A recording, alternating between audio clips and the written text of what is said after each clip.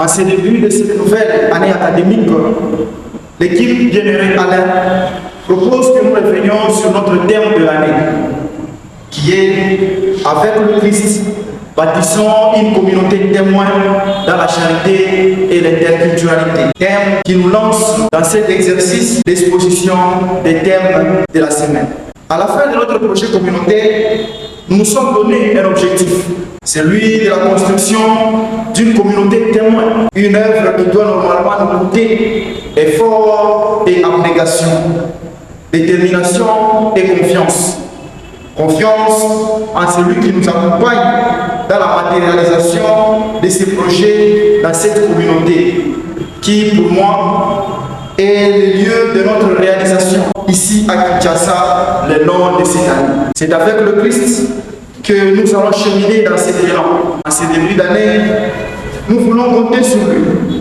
Nous devons nous appuyer sur lui, car sans lui, nous ne pouvons rien faire. On va faire Jean 15, verset 5. Il est, je crois, la raison d'être de notre vivre ensemble. Alors, ne pas les mettre au centre de tous nos projets, de tous nos rêves, on pourra justement à la confusion. Nous allons rater l'objectif, nous allons perdre nos repères. En fait, cette communauté témoin que nous voulons bâtir n'est pas toute faite. Chacun de nous doit apporter sa contribution. Certains, la brouette d'encouragement, d'autres, le ciment d'amour, d'autres encore, les briques de tolérance ou le mortier de gaieté, et d'autres, les tôles de bienveillance. Tout cela ne sera possible que par une forte conviction d'appartenance. J'appartiens à cette communauté. I belong here, and this house cannot be joyful, lovely, fulfilling if I don't contribute, if I don't give my very best to it. Nous voulons bâtir une communauté témoin. Et dans l'esprit, c'est la première communauté chrétienne d'emblée qui immerge. Et Saint Luc l'a décrit dans les Actes des Apôtres au chapitre 2. Ses membres étaient assidus à la prière, aux enseignements des apôtres, à la communion fraternelle, à la fraction du pain. Bien sûr, on peut se dire que cette communauté est idéale. C'est effectivement là où nous tendons. Nous voulons vivre cette réalité. Rappelons-nous, durant notre projet communautaire, nous voulions réussir. Nous voulons réussir avec tapage. Nous voulons avoir des connaissances solides. Nous voulons vivre dans la charité et l'interculturalité qui sous-tend justement la fusion des différences et des particularités dans l'harmonie et la concorde.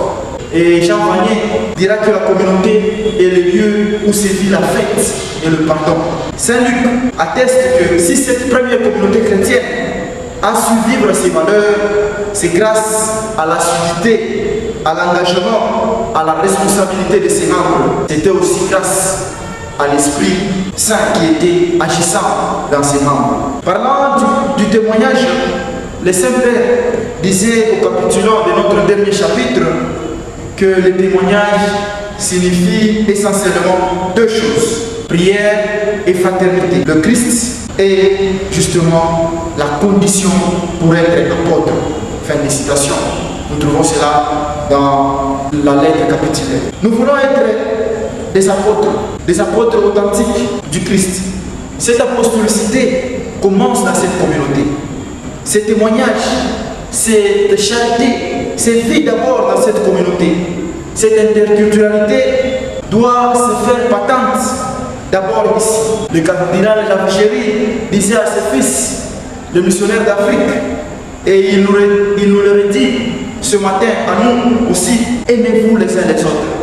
Restez unis de cœur, unis de pensée, formez véritablement une seule famille, ayez fortement le sens de l'esprit des corps. Défendez-vous, soutenez-vous, aidez-vous toujours les uns les autres. Avec le Christ, bâtissons une communauté témoin dans la charité et l'interculturalité.